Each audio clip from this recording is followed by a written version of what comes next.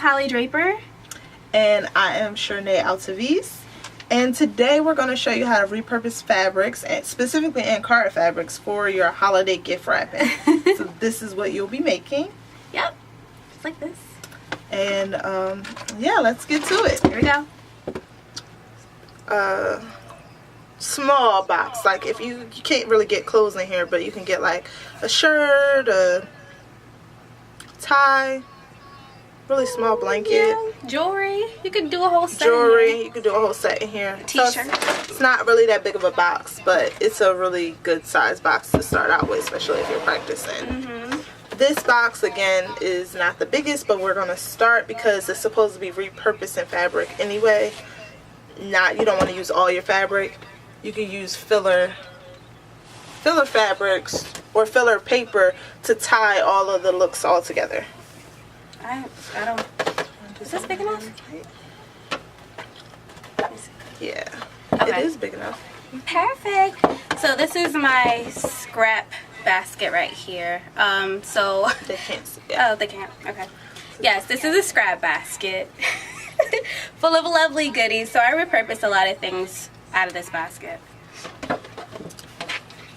So we're gonna wrap this box with, I don't know how big, I can measure it because I know last time people wanted measurements. So this fabric is about 22 by 17.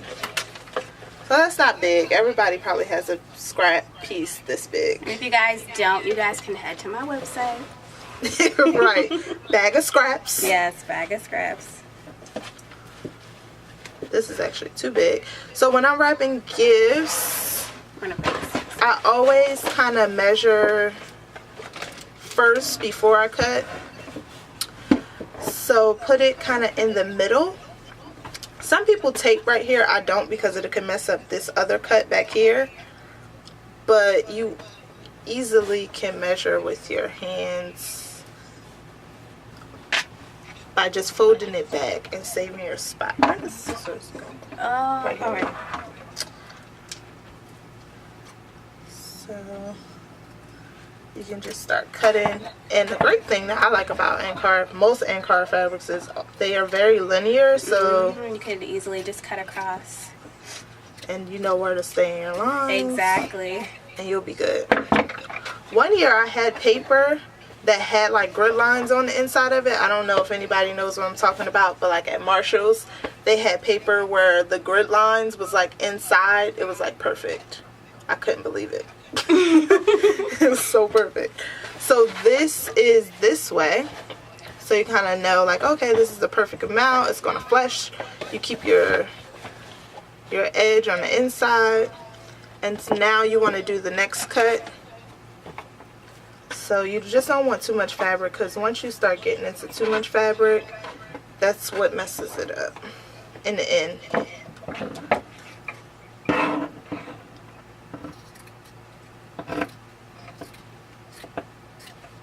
All these different sounds. I know, right? I guess because you would normally be doing a double live if you weren't next to each other. Yeah, that's true. But this is so cool how we have different angles. Like, Yeah, it is good. So I always just hold right here, because if you really mess up, or if people want to save their fabrics, or you just don't want it to be too hard to open up, especially when you're using fabric and hot glue. Yeah. So I just hold right here, and you just put a little line of Also, hot one more glue. thing, you guys. I don't know if you guys can see the bottom of the fabric, but this is how you know that you have the front of the fabric. Oh, Yes. that's good.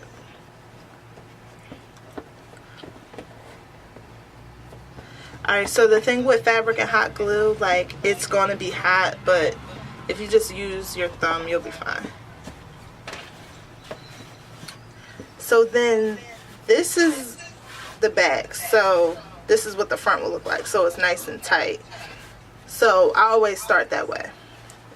Especially if you're doing like toys and stuff. Sometimes the back is the flattest, so you always want to use that. So you can get a nice, this had a hole in the middle. Yeah, but you really can't tell. You can't tell This at is a all. tissue box, you guys. Yeah, but you can't tell because you did it from this way, so Right. it's really tight. And then I always, to get the perfect wrap, I always start from the two outsides like this. So if you can kind of see, they're touching, they don't have to touch. But then when you pull this down, and then you're going to put this up. So before you put the up, you're probably going to have to put the glue down. Just watch your fingers because it's real hot.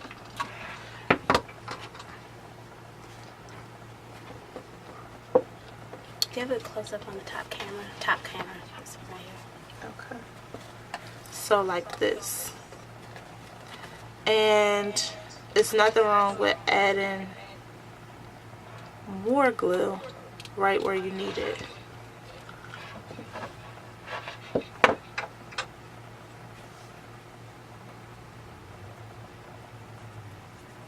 It's hot. But it's fine. It's bearable. Alright, so then that is the closure. Boom. And it's like perfect. So now this part is easier because you can't really see the top, but now you can use this part to balance yourself. Before it's a little hard because, you know, when you're wrapping, you're like doing all of this, but now you can just kind of place it flat on the table or wherever lap, and you can do the same thing. So it's kind of going to be hard to show, but get those perfect angles. And sometimes if you have too much fabric, it's not going to be a triangle, and then you can kind of cut at the top to get a squared off triangle, but it'll still give you that tight look. But that's all about measurement. If you don't get your measurement right, that's just what's going to happen. But because we got a measurement right, it's pretty clean. Were you guys able to see that? Yeah,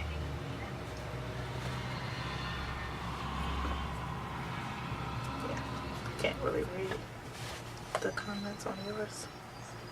So now you can either set this to the side, you can add a bow, you can add anything just about, but we're going to add some ribbon, and I'm going to just use white ribbon. Yeah, it would look good with white ribbon. I think this one will look good with white ribbon. I always cut my ribbons on an angle. I just think they look nicer. Sometimes when it's hard, you have to like hold it on either side, and then you can get it.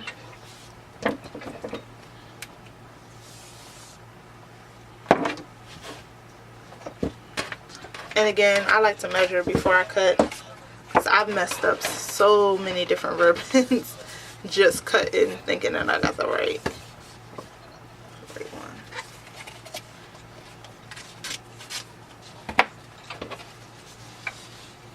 And it just depends on what kind of bow you want to make. But this is not that big of a package, so I don't want to make a really big bow.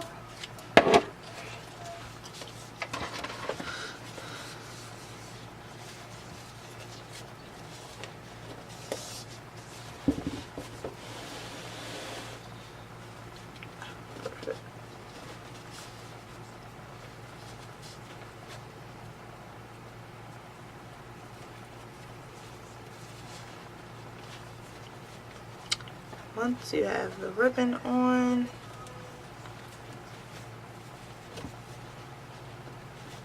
everything is like done.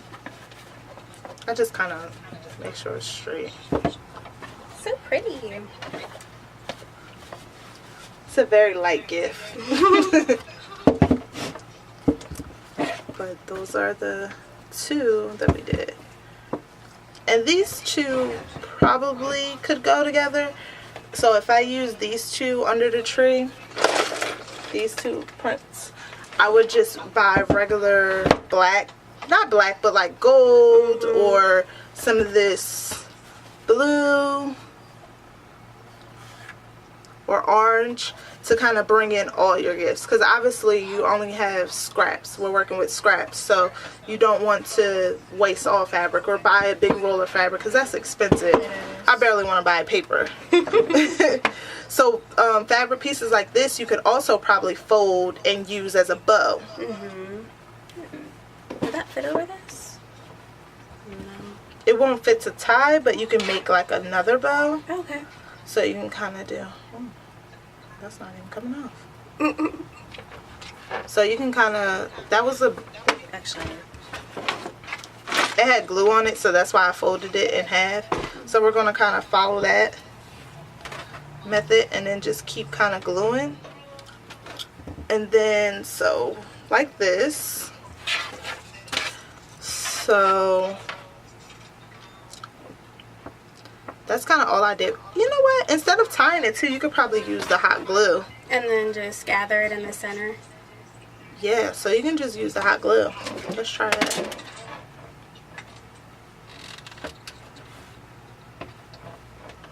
This wasn't planned. It just kind of happened.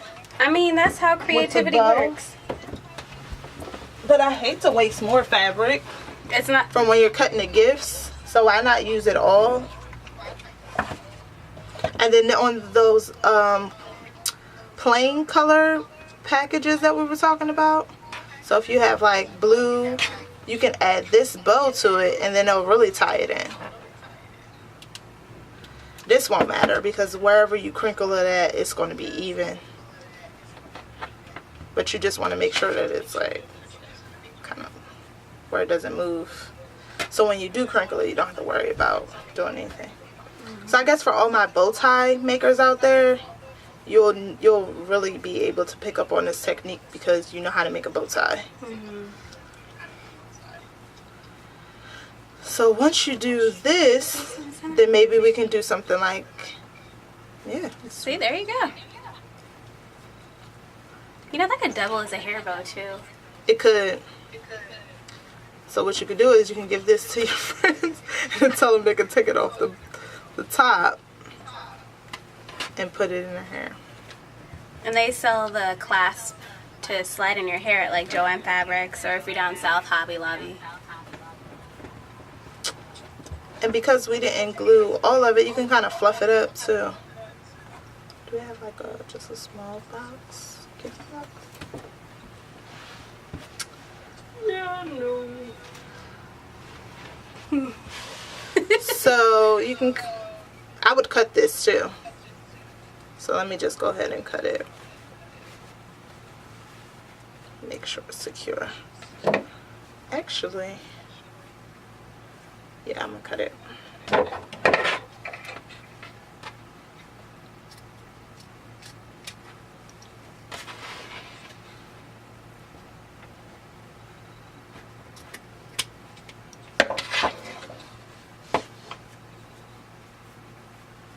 If we didn't have this here, we could have put that on top. That would have been adorable. So we can try it, see how it looks.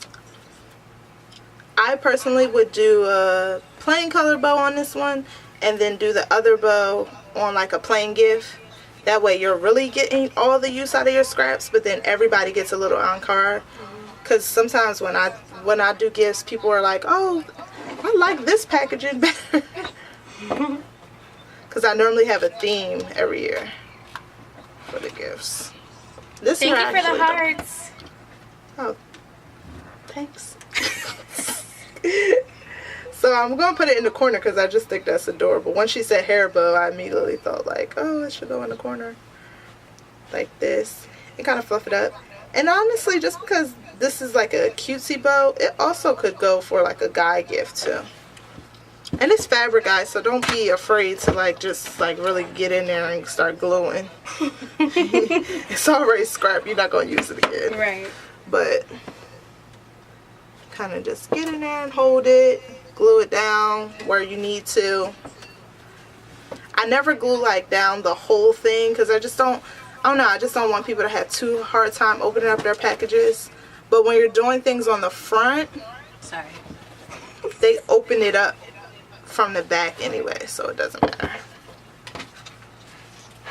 it's not like this is going to affect them getting it in.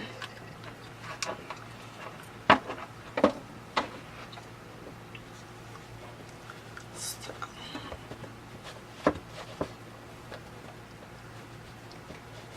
Thank you. Oh, hi, Nick. So, it's like really, really girly. I haven't brought no Christmas gifts yet, and I'm already thinking about how I'm going to do my gifts. That is so adorable. But yeah, so this is really, really pretty. This is a very lightweight gift because there's nothing in it. I kind of wish it was, but that way you don't have to do it again. Exactly. But now you have two different styles that still go together. I would still put these underneath the tree together. And then again, like I said, I would combine them all by just buying either your last year's fabric or silver and gold. I keep saying fabric, but I mean wrapping paper to tie it all in. So now that you have your like bow kind of fluffed out and everything, you can add different pieces, whether it's a gift or just something that you have laying around. This actually has the back, so we're just going to pin it on there like so. But if it's not, or if it's something that you just kind of picked up at the thrift sale or wherever, you can just hot glue it in the middle. But this is something that we have laying around, so we're going to add it in the middle of the gift. What I like to do is sometimes, like, I normally have like little soaps or something that I could put up here. I always let people know that it's real so they don't think that it's just like attached to the bow or anything, because why let them waste it? You know, it's not something that could be just pretty. So just kind of just pin it, just because this fabric is pretty easy. So just kind of pin it on there. Oops. And I actually picked up this pin on sale at Joann Fabrics. Oh, perfect. Yeah. And sometimes I buy stuff like this randomly, and you never know what you're going to use it for. Exactly. And then, you know, you figure by holiday time, if you haven't used it, add it to your gift. Or if you see stuff laying around like this, you can always figure out a different way to wrap it. And now it's almost like two gifts in one, because you have this big pretty gift on the front, and then whatever is on the inside is their gift as well. So that's it. But thank you guys for watching, and give us a thumbs up if you are loving this video, and comment below if you tried this. Alrighty, see you guys soon. Bye. Bye.